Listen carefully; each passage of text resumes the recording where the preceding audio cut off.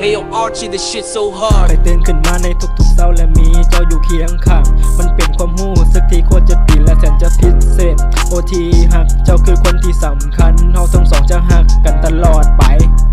ทั้งข้างหน้าจะเป็นแนวใดค่อยกับบ่ฮู้ดอกแต่ตอนนี้ค่อยอยากบอกว่าค่อยนั้นฮักเจ้าหลายฮักกันมากันดนจนปีปลาย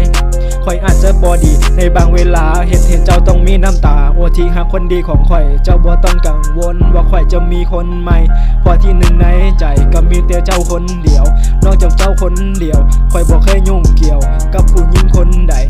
ทุกครั้งที่เฮาได้อยู่ใกล้กันเฮาสัมผัสได้ถึงความฮักที่เฮาทั้งสองได้มีให้กัน I love you so much คือคำเดียวที่ข่อยถนัดอยากจะบอกให้เจ้าได้ฮู้ว่าขาดเจ้าบ่ได้หากขาดเจ้าไปใจข่อยคงสลายข่อยคงจะขาดใจตายในมื้อที่เจ้าจากไป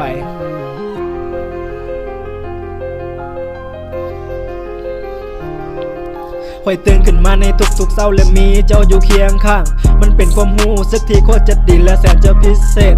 โอทีฮักเจ้าคือคนที่สำคัญเฮาทั้งสองจะฮักกันตลอดไป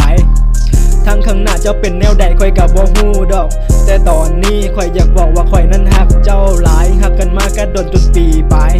ข่อยอาจจะบ่ดีในบางเวลาเฮ็ดให้เจ้าต้องมีน้ำตาโอที่ฮักคนดีของข่อยเจ้าบ่ต้องกังวลว่าข่อยจะมีคนใหม่เพราะที่หนึ่งในใจก็มีแต่เจ้าคนเดียวนอกจากเจ้าคนเดียวข่อยบ่เคยยุ่งเกี่ยวกับผู้หญิงคนใด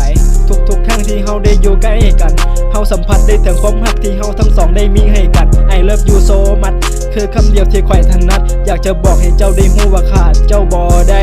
หากขาดเจ้าไปใจข่อยคงสลายข่อยคงจะขาดใจตายในมื้อที่เจ้าจากไป